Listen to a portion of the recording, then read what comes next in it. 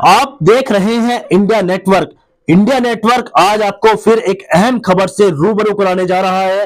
तो चलिए शुरुआत करते हैं। खबर है महोबा से। आपने बॉलीवुड की फिल्म मिस्टर एंड मिसेज खिलाड़ी जरूर देखी होगी, जिसमें ससुर अपनी बेटी की शादी के लिए दामाद से 1 करोड़ रुपए मांगता है।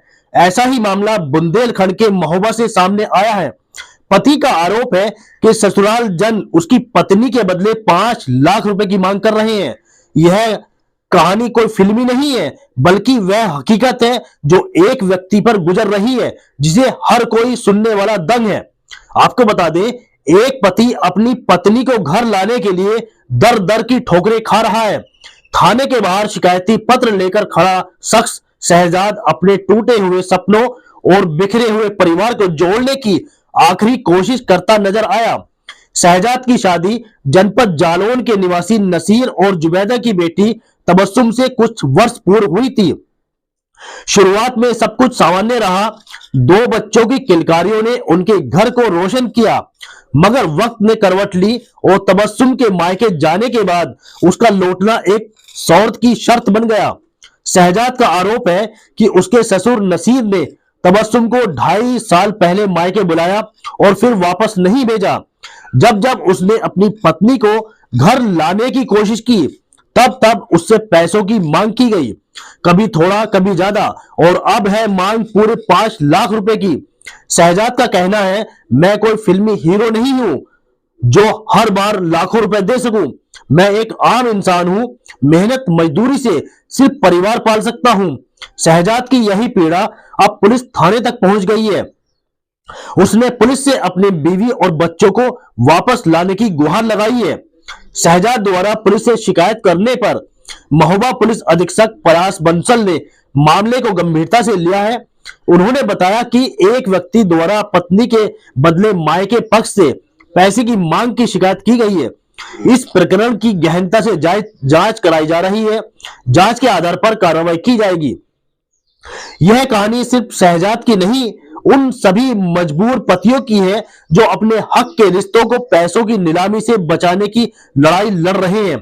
अब सवाल यह है कि क्या ससुराल वालों की लालच के आगे एक पिता, एक पति और एक इंसान की भावनाएं हार जाएंगी, या फिर कानून और इंसाफ उसका साथ देंगे।